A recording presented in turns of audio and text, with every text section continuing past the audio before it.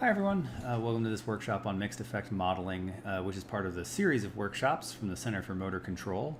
My name is Keith Lose. I'm an associate professor at the Washington University School of Medicine in St. Louis in the program in physical therapy in the Department of Neurology.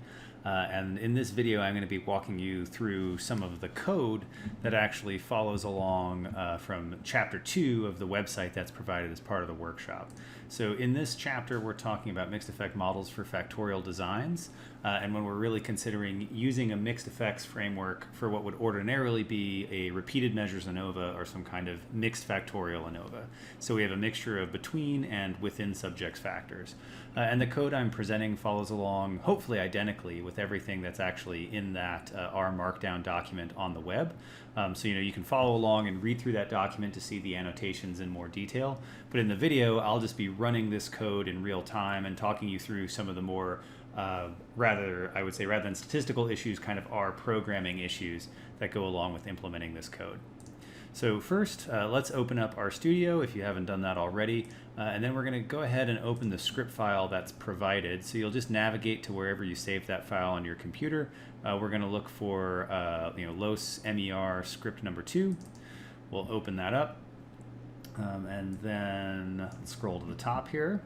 Right, and so then in our RStudio, right, we have a layout where we have the script window over here that stores the code that we're going to run, the console window, right, that shows where that code is actually being run in the terminal, and then over on the left-hand side we have our environment, where like when we create objects, it showed us what's being stored there, and a plot window that shows us any plots that we create along the way. So and the first thing that we're going to do is open up several libraries that you were asked to install prior to the beginning of this workshop. So if you have not installed these packages, this first line of code isn't going to run. So you have to install these packages first. But once they're installed on your computer, then you can simply run that line of code by pressing Control-Enter if you're on a PC, or I believe Command-Enter if you're on a Mac. You can also highlight the line of code up in the script window and then press Run if you want to do it in a menu-driven way rather than using keyboard shortcuts. But what that's going to do is bring in the tidyverse package, the rcurl package, the easy package, LME4, and the car package into your current R session. And tidyverse has a number of functions for graphing and organizing data that we're going to want to use. Rcurl is what's going to allow us to import the data easily from the web. The EZ package is short for Easy ANOVA. It's a really great package for doing ANCOVAs and factorial ANOVAs and easily specifying your between and within subject variables. LME4 is the primary package for running linear mixed effect models. And then finally, the car package is the companion for applied regression, which has a number of helpful functions, including some regression diagnostic functions that we won't plumb the depths of the car package, but just to say that it's a very useful package as you move forward with any kind of regression analysis in R. So once those packages have been imported into our library, and you can see, we get some warning messages, but that's okay. There aren't any actual errors here. They're just warnings about functions being masked between the different packages. We should get that little caret down at the bottom of our console window, which again is going to indicate that it's ready to receive the next line of code. So I'll run the code on line 3 in order to import from the web our data file, which is this dataexample.csv data file. And I'm going to save it as an object called data. And so you can see over in my global environment, we have this object called data, which consists of 480 observations and 6 variables. There are 2 easy ways to see this object, just to see what it looks like in RStudio. One is that I can click on it, and it'll actually open the data viewer in the script window.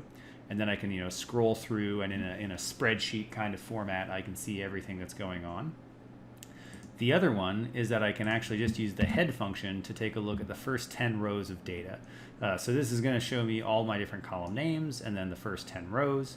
And so what you can see is that we have a hypothetical data set in which we had subjects who are either older adults or younger adults. So that's defined by the age group variable. And they had to walk in several different conditions, condition A, B, or C. And in each of those conditions, they did 4 different trials, right? So that's time 1, 2, 3, and 4. And then finally, the dependent variable is their movement speed in meters per second over here. So one of the things that we're going to do in order to demonstrate how we can do factorial ANOVAs with this data set is average across conditions. So we'll get one observation per person per time, and average across time. So we'll get one observation per person in each condition. So this is where the tidyverse package really comes in handy, because it's going to allow us to easily aggregate the data. So this first time around, I'm going to create a new data set called data_cond for the condition level data. And what that will do is it will average across time in order to give us data where there is one observation per condition. So I've averaged across the 4 trials within a condition to get 3 observations for subject 1, right, 3 observations for subject 2, and 3 observations for subject 3. Similarly, I'm going to average across conditions in order to get 1 observation at each level of time. So I'm going to call that one data_time, and it's going to do the exact same thing, but rather than averaging across time, now we're averaging across conditions. So for subject 1, I have 4 observations for each trial, and for subject 2, I have 4 observations for each trial, and so on and so forth, right? And if you wanted to look at what those individual data sets look like, again, you could click on them to view them in the viewer, but it's also nice to just kind of get a quick summary of the variables up in the environment window, because you can see that in our original data set, we had 480 observations with 6 variables. When we averaged across time, that went down to 120 observations, which makes sense because we have 40 people at 3 observations each, so 3 times 40 is 120. When we looked at it across time, right, averaging over conditions, now it's 160 observations, which again makes sense because I have 4 observations per person, and 4 times 40 is 160. So if you're familiar with like the number of subjects and the number of trials, and assuming there isn't a lot of missing data, looking at these numbers of rows and columns is always a great way to make sure that you haven't made some kind of programming mistake or formatted your data incorrectly in a way that you weren't quite intending to. So for our first example, we're going to look at the condition level data. So we have a plot to show what that looks like here. But we want to look at where we have 1 observation for each person in each condition, right? So here are our individual subjects' data when we're looking at them walking in condition A, condition B, or condition C. And again, I used the tidyverse package for the ggplot library of functions. And so this is the ggplot code. I'm not going to talk through every aspect of what this does to generate this code. But I would encourage you to kind of look at the variable names, right, when I'm referring to the data frame, when I'm referring to a variable within the data frame, and just try playing around with a few of these parameters, and you'll hopefully be able to see how easy it can be to really modify a figure in ggplot to get exactly what you want. So I think it can look a little bit daunting at first because, you know, we've got 12 lines of code here to generate one figure, but you actually have a lot of control over the type of figure that you're generating. So now we've got these data, and in this first example, this is the experimental design, right? So let's pretend for a moment that there weren't multiple trials per condition. We just want to look at the effective condition as a within subjects variable. So the way you could customarily do that inside of R would be you could use the AOV function, so look at speed as a function of condition, but then you have to define this additional error term for your within subjects variables. And specifically, right, what we're saying is you have to separate the error into the regular sort of between subjects variance, and then this extra level, which is the variability in condition within each subject. So we can run that, and you can see that it will return down in our console window our result partitioned into 2 different sources. We'll have the variability between subjects, right? So we get a mean squared error of 0.0705, right? So that's the mean squared error between subjects. And at the moment, we don't have any between subjects variables, so we're not calculating any F statistics there. We're just pulling that variance out so that we can separate the between subject variance from the within subject variance. And that's what we can see on this next line. So for the error subject ID condition, right, this is where the within subject effect of condition is going to be evaluated. And what you'll see, right, is that we have 2 and 78 degrees of freedom here, and an F value of 24.46. Keep that in mind, because that F value and those degrees of freedom are going to be very important, because if we're trying to think about creating mixed effect models as an analog for this factorial ANOVA, we want to get that same result, right? This is essentially our gold truth, or our gold standard, or our ground truth, for what the result should ultimately be. Doing this with the AOV function in R works great. One thing I will caution you about, though, as you add additional variables, is that by default R is going to give you type 1 sums of squared errors in this situation rather than type 3 sums of squared errors. And if you're not familiar with those terms, you can follow up on some of the links included in the materials from the workshop. But the main thing is that a lot of programs will give you type 3 sums of squared errors, and that's often what you're going to be looking for.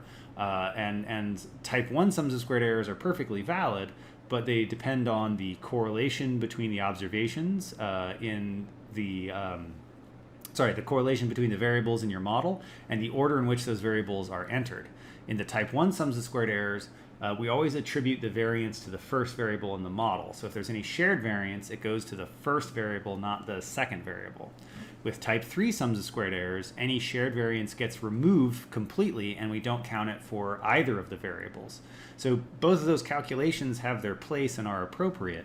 But one of the things that you might want to do is use the easy ANOVA function from the EZ package, because then this will give you type 3 sums of squared errors by default, plus some additional terms that might be helpful. If you are familiar with Factorial ANOVA, you'll get like a test of sphericity. You'll get the corrections for sphericity here. And the other just nice thing about the easy ANOVA package is that it uses very straightforward terms for defining like your within versus your between subjects variables. So in this case, right, our dependent variable was speed. The subject identifier, right, was subject ID. And the only within subject variable we're interested in here is condition.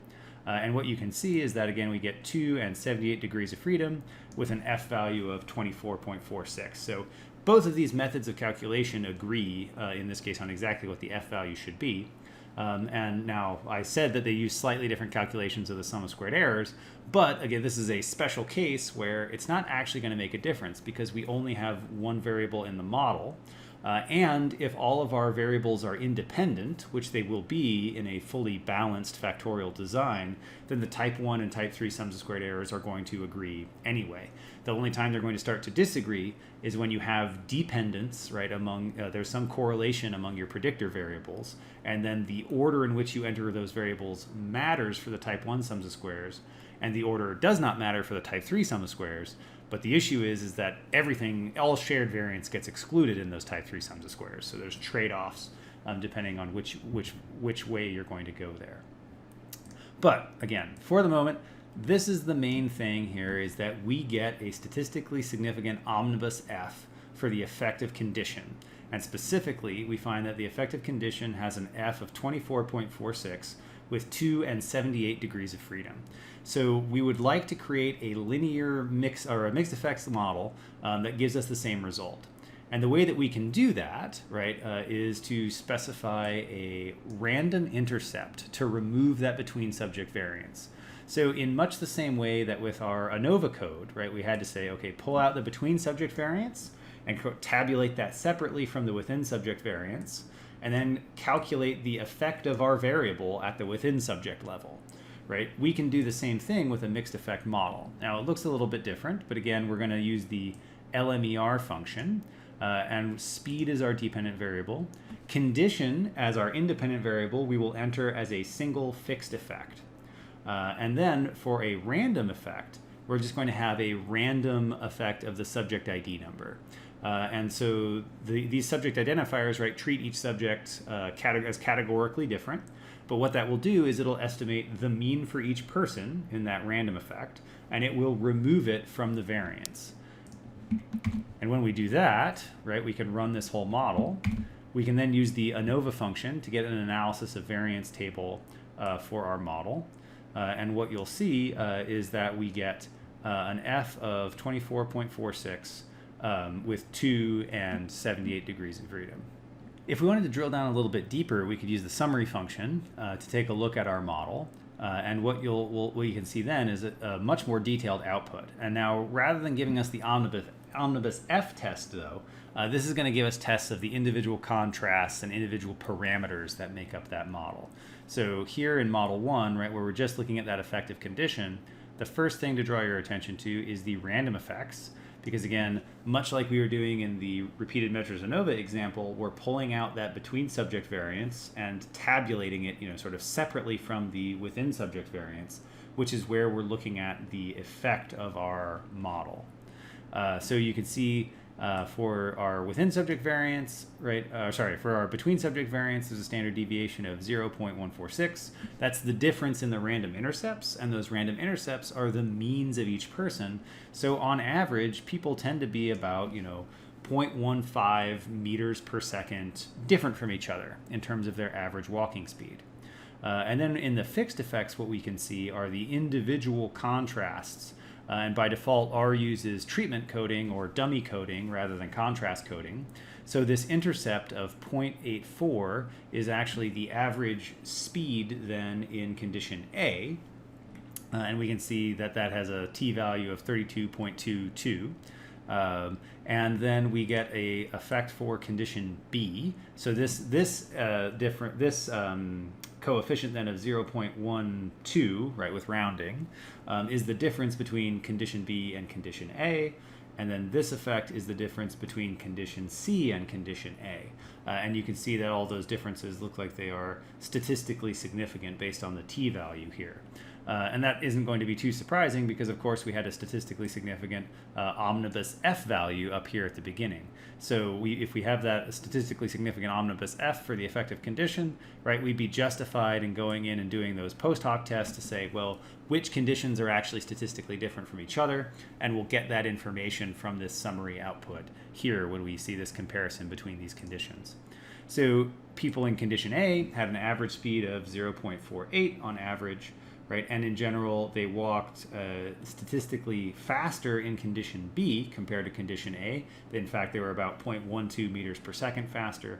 And then in condition C, they walked faster, but not as fast as they did in condition B, right? Because they're only 0.05 meters per second faster here in condition C. So it's still statistically faster than condition A, but not quite as fast as the improvement in condition B.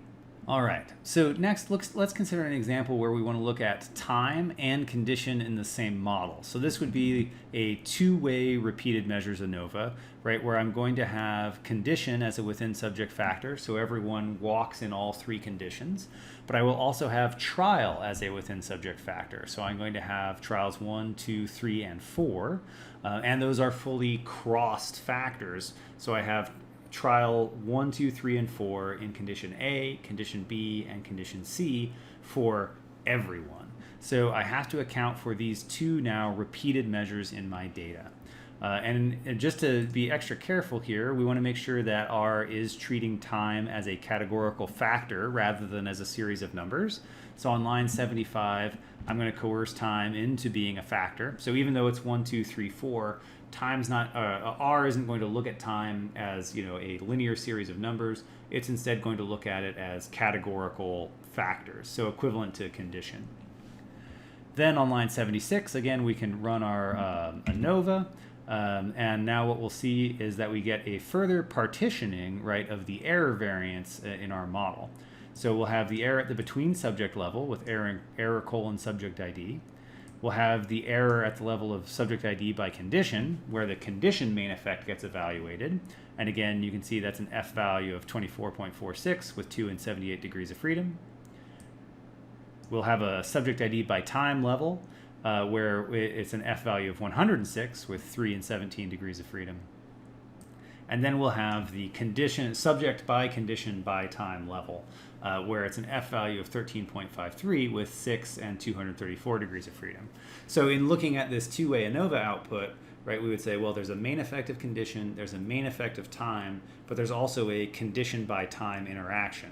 So we'd likely have to, delve in and do some post hoc tests to understand this model a little bit further. But that's kind of a deeper discussion than what we're going to get into for right now. What we're interested in doing is creating a mixed effect regression model that is comparable to this factorial ANOVA. Okay, so if we wanted to implement the same ANOVA as a mixed effect regression, again, we'd use LME4 and the LMER function, where speed is our dependent variable. And now we can say time asterisk condition in the R code. And if you use that asterisk with categorical factors, or really any variables in R, what it's going to do is it's going to include both the main effects and the interactions. Okay, so if you put this asterisk in there, what you're asking R to do is give you the fully factorial design, where you're including both main effects and interactions. If you wanted to control that individually, and for instance, if you didn't want the interaction, you could just say time plus condition. Now, if you wanted the main effects and the interaction, the other way you could write it is to say, okay, well, give me the main effects first, where it's time plus condition, and then add time colon condition. So now we're manually specifying give me the main effects and manually specifying give me the interaction. But if I already know that I want both main effects and the interaction for the fully factorial design, the easiest thing to do is just use that asterisk operator to multiply those two variables together. Now, the other aspect of this that is very important is that for our random effects, we're going to have a random intercept for subject to remove the between subject variance. We'll have a random intercept for time by subject, and we'll have a random intercept for condition by subject. And the reason for calling the random effects in this way, as we talked a little bit about in the lecture, is that what we need to do is when we're looking at the effect of condition, we need to account for the fact that we have condition, right, within each person at every trial. So in order to get one condition effect, we have to average across trials within a person. Similarly for the effect of time, right, if we want to look at trial 1, 2, 3, and 4, we have those at each condition within each person. So we need to estimate the effect of time, right, on average across conditions within a person. So it makes this random effect structure a little bit more complicated, right, but the thing you can always think about for these factorial designs is you're going to have a random intercept for subject. You'll have a random intercept for, within subject variable 1 times subject.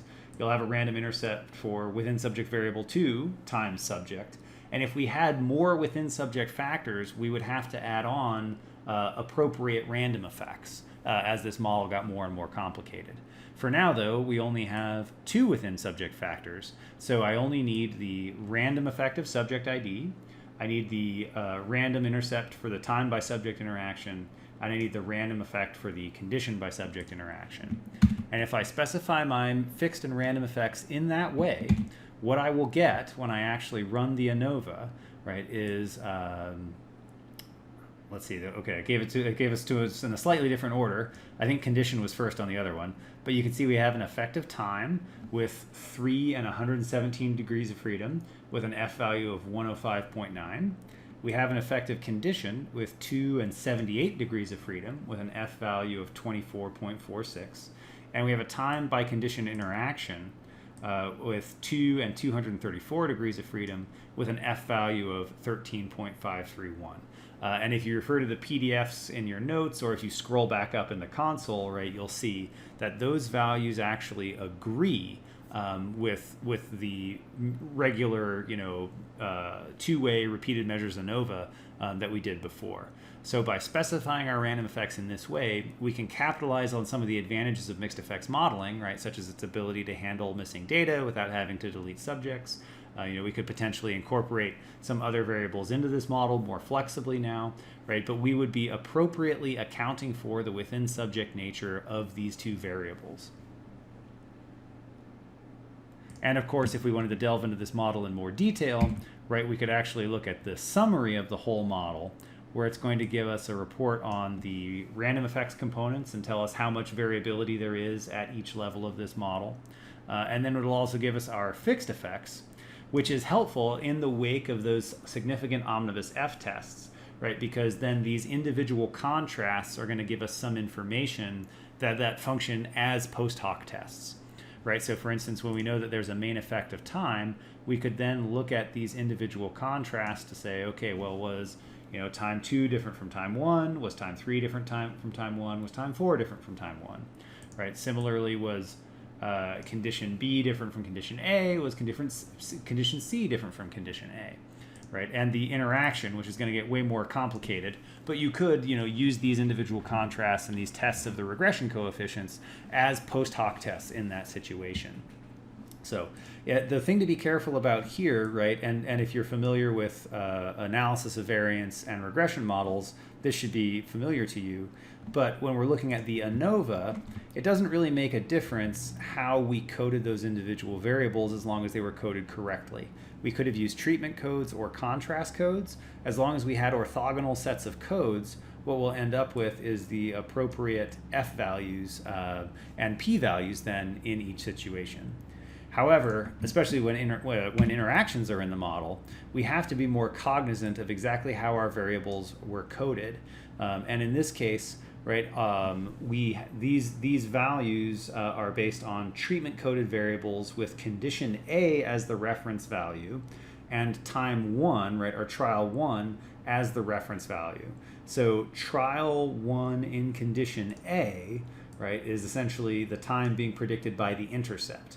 And everything else is a variation on that time, right? So these effects, right, of time, this is time 2 compared to time 1 in condition A. This is time 3 compared to time 1 in condition A.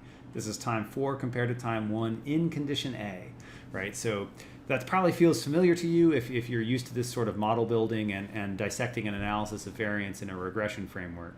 But I just wanted to emphasize that for the overall ANOVA and the calculation of those omnibus F statistics, it's not a problem. But when you're delving into the summary of the model, it's important to remember exactly how your variables are coded, because that's ultimately going to have an effect on how you should interpret these coefficients. And if you have contrast-coded variables, you'll get a very different set of coefficients than when you have treatment-coded variables, even though contrast coding versus treatment coding has no effect on the ultimate F statistics, because the model predictions are going to be the same in both cases. All right, so in our next example, we're going to consider a situation where we have a between subjects factor, right now age group, interacting with our within subjects factor, which in this case is going to be condition. So now we can think about this design again as a slightly simplified version. It's going to be a 2x3 mixed factorial ANOVA, right? Because I have at the between subjects level a factor of age group, which has 2 levels, and then with the within subjects level, I have a factor of condition, which has 3 levels. So this would be a 2x3 design, and we have to account for the within subject nature of the condition variable. So again, I could do that, using the base R AOV function, or I could do that using the EZ ANOVA function from the EZ package. But if I want to do that as a mixed effect model, the nice thing is with a new between subject variable, I don't have to worry about changing my random effects at all, right? So we can keep the exact same random effects as in the previous example when we were trying to look at just the effective condition. That random effect stays the same. All I need to add is that I want the main effects of age group and condition, and I want an age group by condition interaction. And then what our random effect is going to do is partition the variance into those between subject sources, represented by the random intercept of subject ID, and the within subject sources, which is represented by the residual variance. And then I can appropriately calculate those statistics at each level of the data. So first, let's take a second to look at what our main effects and interaction should be. So for the main effect of age group, we had 1 and 38 degrees of freedom, gave us an F value of 47.17. For condition, we had 2 and 76 degrees of freedom, which gave us an F value of 27.27. And then finally, we're going to have this age group by condition interaction, which has 2 and 76 degrees of freedom, and it had an F value of 5.48. So now, let's compare those results to our mixed effect regression model, right? And you can see that we get really good agreement between the F statistics from the factorial ANOVA and the F statistics that we get now from our mixed effect regression with that random intercept for each subject. The age group effect, right, has 1 and 38 degrees of freedom, F value of 47.17. The condition effect has 2 and 76 degrees of freedom with an F value of 27.27. And the age group by condition interaction has 2 and 76 degrees of freedom with an F value of 5.48. So again, by specifying our random effects, right, we can get a mixed effect regression model that partitions the variance in much the same way, and in exactly the same way, essentially, as the Factorial ANOVA did.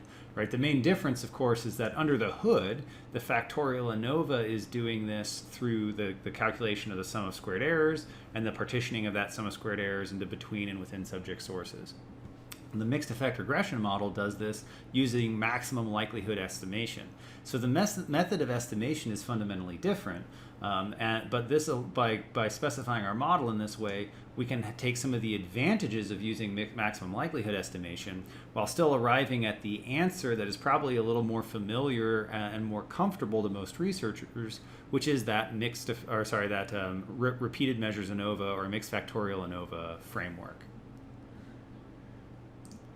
All right, and in our final example, we're going to combine it all to now consider a 2x3x4 way mixed factorial ANOVA, where we have a between subjects measure of age group, right, older adults versus younger adults. We have our 3 conditions, A, B, and C, and then we have our 4 different trials within each condition. And you can see, the individual data for each person in each condition shown in the figure here. In general, walking speed, right, gets slower over time. And on average, people are a little bit faster in condition B and condition C compared to condition A. And what we might be interested in is, does the rate at which people's speed change over time differ as a function of these conditions? And does that differ as a function of whether you're an older adult or a younger adult? Because on average across conditions, the older adults tend to walk much more slowly than the younger adults do. So we could specify this using, again, either the summary function from base R, or using the EZ ANOVA function from the EZ package. Right, and now our output is getting a lot more complex because now we have a much more complicated design. But what you can see is we've got an age group effect, we have a condition effect, we have a time effect, and then we have interactions. We have a 2-way age group by condition interaction, an age group by time interaction, a condition by time interaction, and then finally one 3-way age group by condition by time interaction. And it looks like everything is statistically significant with the exception of that 3-way interaction. And so that's still quite a bit to unpack. We'd probably have to go and do a lot of post hoc testing to really understand, how best we should interpret those significant omnibus F tests for the main effects and the 2-way interactions. But again, that's slightly beyond the scope of what we're trying to look at here. What we're really focused on is how do we build an equivalent mixed effect regression model. And again, we've already done this for a 2-way repeated measures model, where we said we need a random effective subject, and then we need random intercepts for the subject by condition, subject by time interactions. Adding in a between subjects factor doesn't mean we need any new random effects, right? Because it's not another level of the data. We don't have to account for, a condition within time within some third variable within each person, right? What we have are age group at the between subject level. So we can just add that variable into the model. And that's going to explain variability between subjects as partitioned out by this intercept here. These other 2 variables, right, condition and time and their interaction, are going to explain variance at the within subject level after that between subject variance has been removed. But because we do still have those 2 within subject variables, we need to account for the fact that when we're talking about the effective condition, we have condition A at time 1, 2, 3, and 4 for each person. And similarly, when we're talking about the effective time, we have to account for the fact that we've got trials 1, 2, 3, and 4 at conditions A, B, and C for each person. So in order to reduce that multiplicity of data points and get the correct degrees of freedom, this is how we would want to structure our random effects for this mixed factorial design. And if we do that, what you'll see is that in our ANOVA output, we'll get an analysis of variance table that agrees, and I'm not going to go through all of these again, but you can kind of compare this back either in the console function or in the PDFs that were given out as part of the workshop. But you can see that the F values and the P values here agree. Everything, again, is statistically significant with the correct degrees of freedom. The only thing that's not statistically significant is that final 3-way age group by condition by time interaction.